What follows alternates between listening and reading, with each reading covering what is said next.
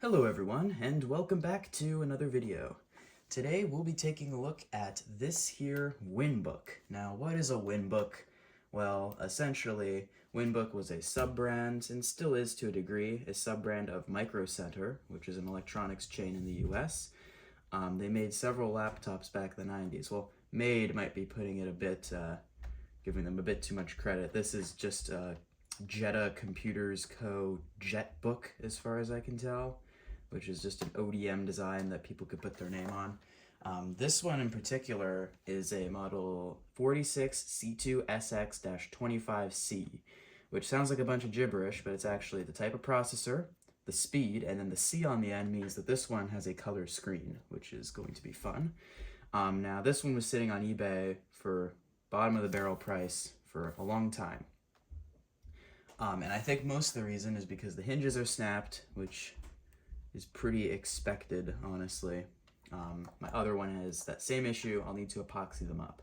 But also, it's untested, complete unknown condition-wise, functionality-wise anyway. And the reason why no one bought it to just give it a try, like people do with other untested laptops, is because of this.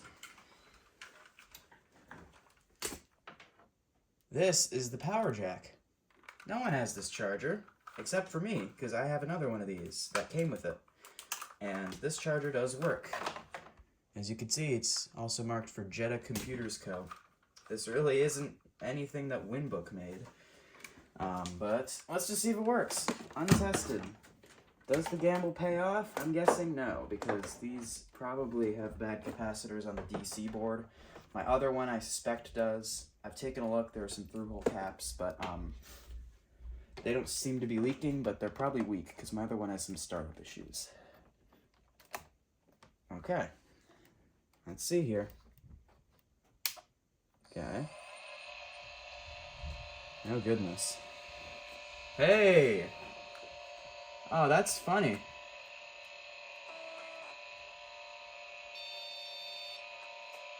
Haha.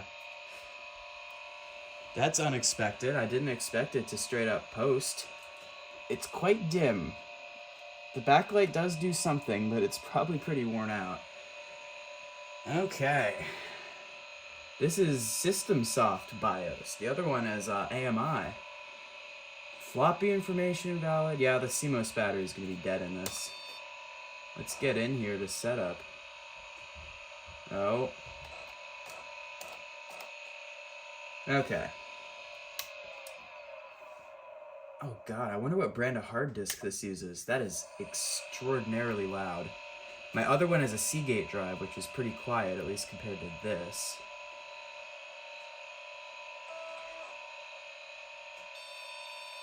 Okay. Oh, okay. We're in. And yeah, that's a color screen. This is actually my first passive matrix color screen in a laptop, which is fun. Okay, is it detecting a hard drive? None. Do I have to manually detect it?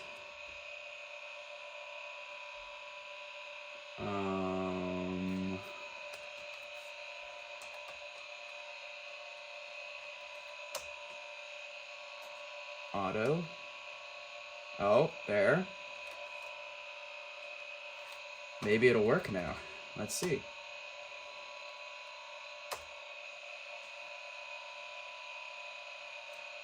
I didn't hear any seek test, but who knows?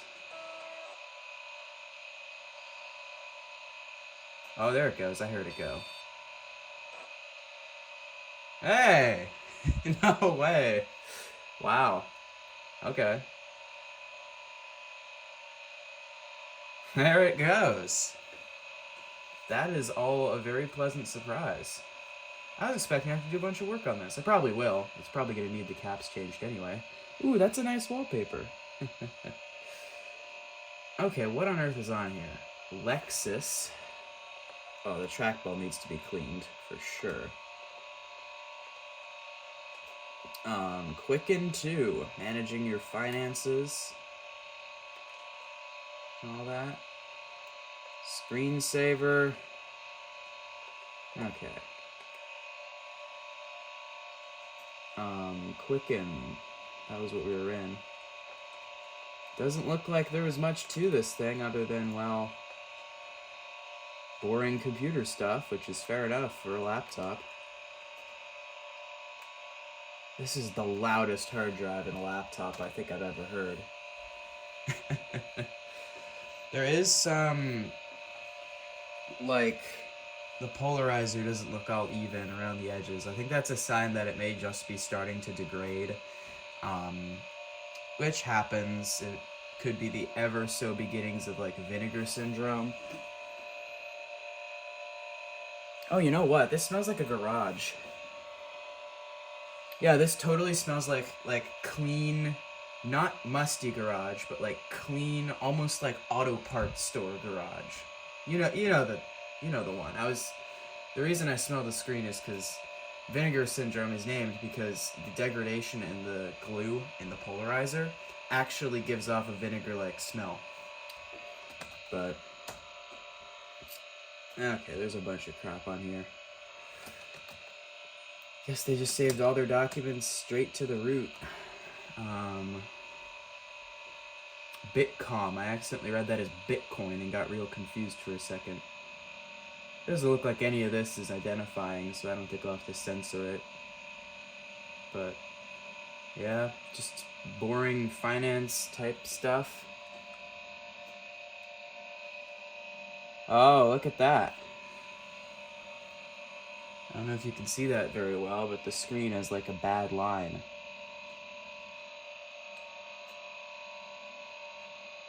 Honestly, for that being the only problem, I didn't even notice it until then.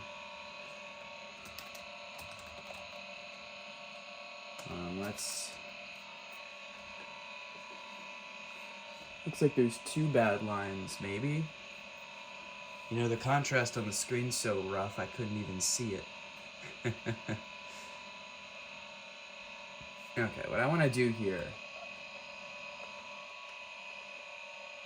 is I want to go into like Microsoft Word or Notepad or whatever and just test the keyboard. And then we've got to do some maintenance to this. So we don't have Office on here, but I should just be able to go to Accessories. And where's Windows Right? There it is. The screen doesn't look too bad, honestly. Besides for that. Okay, the Shift key works. On my other WinBook, the Shift, before I managed to damage its keyboard, the Shift key did not work. Neither of them did. This is not a good keyboard. It's pretty... doesn't feel great to type on. Many keyboards didn't. Escape works, that's good. Yeah. Well, let's take the... Well, actually, I want to test the floppy drive first. I have 2 other floppy drives, one in my other WinBook and one spare. Both have bad belts, so we're gonna see. That's not the Citizen W1D, if you're familiar with that model. It's a Mitsumi drive.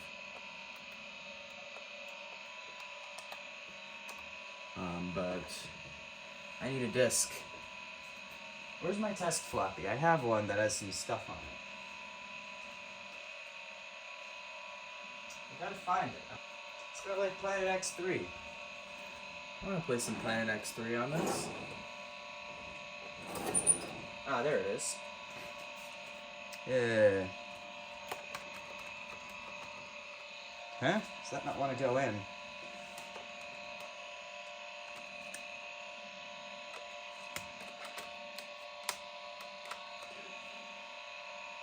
Bizarre. Yeah, the little flap is stuck. It won't let me insert a disc.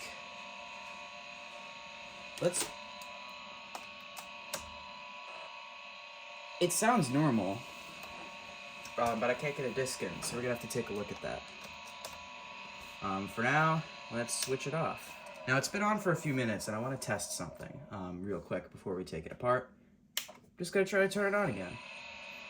Because my other one, okay, it did post right away. Yeah. The caps might go bad soon in the DC board. It's right under here. Who knows? Now the hinges are shot on this. So to get it open, I'm gonna have to be extra careful. And you have to be extremely careful with one of these when you're opening it, because the keyboard ribbon is exceedingly fragile and easy to damage. Now you may ask, why would I be opening it in that case? Well, because there is something that has to be addressed. These have a little CMOS battery and it will leak, and we do not want this thing to fall to a battery leak. We want this thing to keep working. So you have to take this apart, and I'll show you how I'm gonna try to not damage the keyboard. Now, there are 4 screws on the bottom under each of these little rubber guys. Doesn't feel like the kind of rubber that usually melts, and hey, neither of these have melted yet. Come on. That was really lucky though. This thing basically just works, which is pretty funny. I was not expecting that. Now, 1 screw. No one's been in here before. The little adhesive is all intact. 2nd screw. 3rd. And 4th. They will all come out, but they can get sort of stuck and you don't need to, so. Okay. Now, this is likely going to result in some broken clips, just how it goes usually with this old plastic, but I'm going to run a plastic pick through here.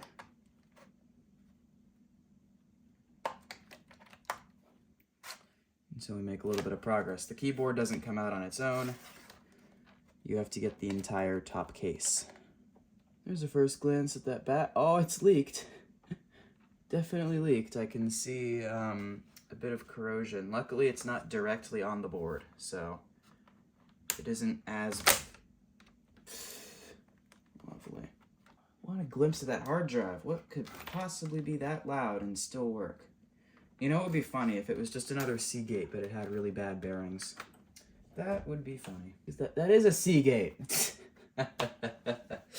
Yeah. I do not want to break this, so I'll be right back. All right, let's take a look at this. So here's the internals, the very dirty screen, and here's the keyboard. Now, here's the ribbon. See all that gray looking stuff in there?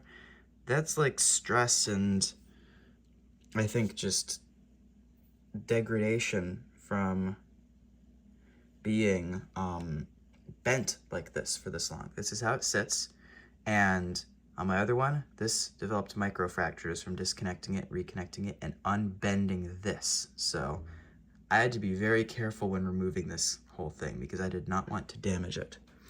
Now that we have taken care of that, we could take a look at the internals. And I needed to disconnect it because I need to get at the floppy drive and this battery. So first of all, there's our CPU. It is laid out a bit differently.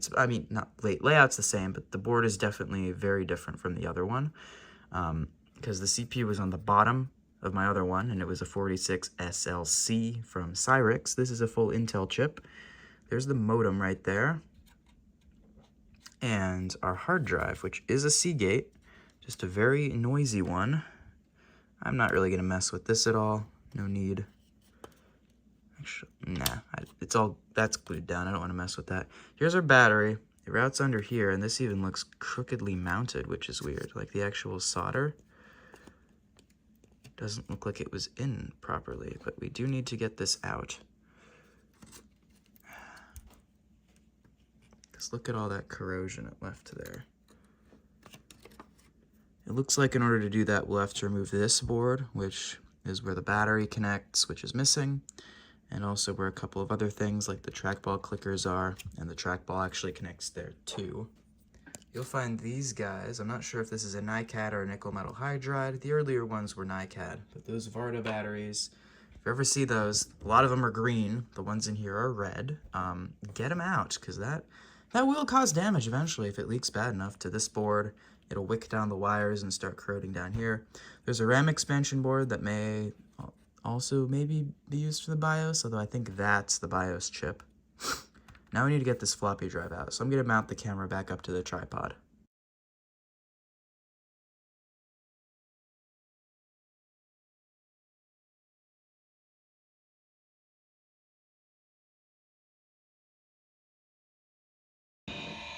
Okay.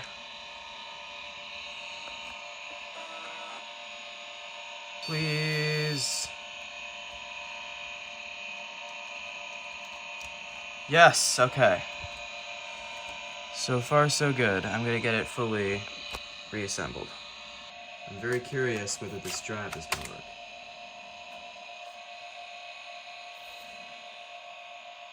It's not. I can already hear it. Nah. It's hard to hear because of how loud the hard drive is in this one, but the belt sounds bad. Why is it the Citizen drives that get the bad reputation? I guess it has the same issue, but come on. 3 of these Mitsumis, and they're all bad in the exact same way. Same issue with the drive belt. So that's a pleasant surprise. It works, mostly. So, it's been about a month since I got it now, and here it is. Notice how the screen's closed. Well, if you have a look here, you can see that I did fix the screen hinge. Now, it's a very ugly fix, as you can see. This is not, I mean, it still honestly looks fine. A lot of that's because the gray of the stuff I used blends pretty well with the gray of the laptop, but yeah, that doesn't look very good. So, what had happened, I alluded to this in the video, but here's a more specific explanation. So, the stress crack started forming like right here on both sides and then completely split. So this half of the laptop was only attached to the lower case by the display ribbon cables, which isn't very good. Luckily, they weren't actually ribbon cables. They were like a bundle of wires. Otherwise, the ribbon cables would have certainly broke. So that's good, but I still had to fix the hinge. So what I tried here, because I've never done this before, I actually tried fixing one of these, is I went to the hardware store and got 2 different kinds of JB Weld. I got the original stuff, just meant for like general purpose, and then I got some plastic epoxy. Now I wanted to try, I have 2 WinBooks, the other one's not in the camera, it's over on the other side of the room right now, and both have the same issue. The other one is a grayscale model and has an SLC processor, which I mentioned earlier, but that one needs keyboard repairs, like I said earlier. So I decided I was going to try this epoxy, the original JB Weld on this one, and then I was going to try, if this didn't hold, I was going to go to the other one and try the plastic epoxy. Now, I was really hoping this stuff would work because it obviously blends in a lot better than the like orange looking stuff from before, and well, the good news is that so far so good. I can open the laptop and it all holds, which is good. Now, it also closes. You did hear a crack there. That isn't this. It's because something that I did while fixing it caused these covers here to not click in properly anymore. So that can get caught momentarily and just cause a little snapping sound, but it's actually fine. Of course, then I'm also just completely missing a chunk right here. That was like that from the get-go. It was always missing.